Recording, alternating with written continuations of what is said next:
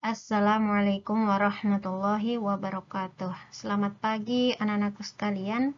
Apa kabar kalian pada pagi hari ini? Alhamdulillah, Ustazah harap semoga kita semua masih dalam keadaan sehat dan tentunya masih tetap bersemangat mengikuti pembelajaran dari rumah. Berjumpa kembali dengan Ustazah dalam video pembelajaran tematik. Insya Allah hari ini kita akan belajar tema ketiga, peduli terhadap makhluk hidup, subtema 2, keberagaman makhluk hidup di lingkunganku, pembelajaran 5. Sebelum kita memulai pelajaran, terlebih dahulu mari kita berdoa. Bismillahirrahmanirrahim. Rabbi zidni ilman warzuqni fahman. Amin. Tujuan pembelajaran hari ini, yang pertama, siswa dapat memahami karakteristik tempat tinggal hewan yang berada di lingkungan sekitar, dalam kurung IPS. Yang kedua, siswa dapat memahami karya seni mozaik, dalam kurung SBDP. Jadi, anak-anakku yang soleha, insya Allah hari ini kita akan belajar dua pembelajaran, yaitu IPS dan SBDP. Tahukah kamu bahwa hewan yang berbeda mempunyai tempat yang berbeda untuk hidup? Nah, ayo kita cari tahu. Sekarang ayo kita mengamati gambar hewan berikut ini. Apa yang kamu ketahui tentang karakteristik tempat hidup hewan-hewan tersebut? Nah, sekarang mari sama-sama kita jawab di kolom komentar yang telah disediakan. Yang pertama, ini gambar apa? Iya, benar. Ayam. Jadi, karakteristik tempat hidup ayam atau tempat hidup ayam adalah di darat. Kemudian bebek, dia adalah hewan yang hidup di air. Kemudian kucing. Ya, dia juga merupakan hewan yang hidup di darat. Dan ikan adalah hewan yang hidup di air. Hewan merupakan sumber daya alam yang dapat dimanfaatkan oleh manusia untuk memenuhi berbagai kebutuhan. Ya, seperti tadi ikan, kemudian bebek, ya, dan ayam, kita bisa manfaatkan dagingnya. Ya, kita bisa makan. Tapi kalau kucing tidak. Nah, setelah kita mengamati gambar tadi, mari sama-sama kita menjawab pertanyaan berikut ini. Apa kesimpulanmu tentang karakteristik tempat tinggal hewan di atas? Ya, tentunya tempat tinggal hewan itu sangat mempengaruhi kehidupan hewan. Apa perbedaan antara tempat hidup kucing dan ikan? Ya, tentunya kucing hidup di darat sedangkan ikan hidup di air. Kucing bernapas menggunakan paru-paru, sedangkan ikan bernafas dengan insang. Menurut kalian, apakah kedua hewan tersebut dapat hidup di tempat yang sama? Mengapa? Dan jelaskan alasannya. Ya, kucing hidup di darat, sedangkan ikan hidup di air. Kucing bernapas menggunakan paru-paru, sedangkan ikan bernapas dengan insang. Nah, tentunya kucing ini tidak bisa hidup di air, begitu pula dengan ikan tidak bisa hidup di darat. Apakah keadaan alam, dalam hal ini iklim dan bentuk bumi, berpengaruh terhadap kehidupan hewan? Jelaskan. Ya, keadaan iklim dan bentuk muka bumi berpengaruh terhadap kehidupan hewan.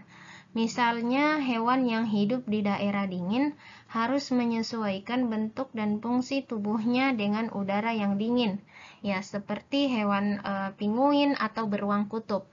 Nah, kedua hewan tersebut mampu hidup atau mampu bertahan hidup di lingkungan yang udaranya sangat dingin. Ya, karena Allah sudah menciptakan ya kulit serta bulu mereka untuk melindungi tubuhnya ya dari udara yang dingin. Kemudian hewan yang hidup di daerah pegunungan juga akan berbeda dengan hewan yang hidup di dataran rendah. Sebelum memelihara hewan, Apa saja yang perlu diperhatikan agar hewan tersebut dapat hidup dengan baik? Ya, anak-anakku yang soleha, sebelumnya kita harus memperhatikan makan dan minumnya, atau kita memberikan makan dan minum. Kemudian kita harus sering membersihkan hewan, ya, dan memberi kandang yang baik. Kemudian mengobati hewan tersebut ketika sakit, ya, serta memberi perhatian dan kasih sayang. Nah, sekarang ayo kalian membuka buku tematik. Sama-sama kita membaca.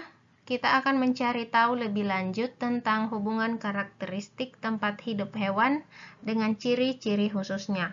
Nah, di sini sudah ada gambarnya, yaitu gambar yang pertama adalah cicak. Karakteristiknya atau ciri-cirinya, ya, apakah kamu pernah mengamati cicak merayap di dinding rumahmu? Mengapa cicak tersebut bisa merayap di dinding? Bagaimana cicak tersebut menangkap mangsanya? Ya, anak-anakku yang soleha, kalian harus ketahui bahwa cicak mempunyai perekat pada telapak kakinya, sehingga dia dapat merayap di dinding atau langit-langit rumah. Cicak juga memiliki lidah yang panjang dan lengket, sehingga dapat menangkap serangga. Cicak mempunyai ukuran rata-rata 7 hingga 10 cm. Cicak dapat memutuskan ekornya untuk melindungi diri. Terdapat beberapa jenis cicak, yaitu ada cicak rumah, cicak pohon hijau, dan tokek. Ya, cicak pohon hijau dan tokek mempunyai ukuran yang lebih besar daripada cicak rumah. Kemudian yang kedua adalah kelelawar. Nah, kelelawar hidup di tempat yang gelap, seperti ya di atap rumah dan gua. Kemudian kelelawar di sini dia dapat mengeluarkan suara dengan frekuensi yang tinggi. Selain itu, kelelawar juga memiliki pendengaran yang baik dan peka menerima bunyi pantulan. Kelelawar mampu mendeteksi benda-benda di sekitarnya dengan bunyi pantulan tersebut. Kelelawar adalah hewan nokturnal karena melakukan kegiatan di malam hari. Ada dua jenis kelelawar, yaitu kelelawar pemakan buah dan kelelawar pemakan serangga. Kemudian gambar yang ketiga adalah bunglon. Nah, tahukah kalian bunglon? Nah, bunglon ini dapat mengubah warna kulitnya sesuai dengan warna benda yang ada di sekitarnya. Ya, misalkan ketika bunglon tersebut berada di atas daun yang berwarna hijau, ya maka warna kulitnya juga bisa berubah menjadi hijau. Dan ketika berada di batang pohon yang berwarna coklat, maka warna kulitnya juga bisa berubah menjadi coklat. Bunglon mengubah warna kulitnya untuk melindungi diri dari serangan musuh. Kemudian bunglon mempunyai lidah yang panjang, melebihi ukuran tubuhnya.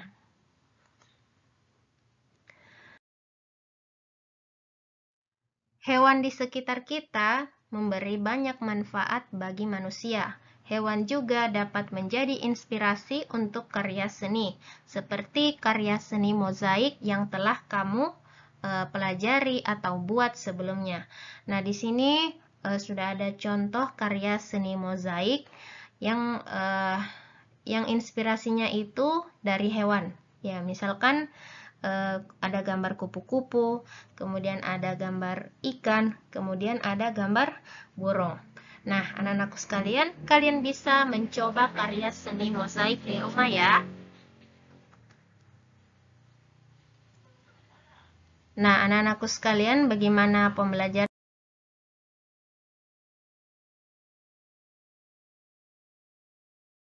pada pagi hari ini? Ustazah harap semoga kalian bisa paham. Jika ada yang kalian tidak pahami, silakan bertanya kepada kedua orang tuanya atau boleh juga langsung bertanya kepada Ustazah. Demikian, saya tutup dengan membaca doa kafaratul majelis. Subhanakallahumma wa bihamdika asyhadu alla ilaha illa anta astaghfiruka wa atubu ilaik. Wassalamualaikum warahmatullahi wabarakatuh.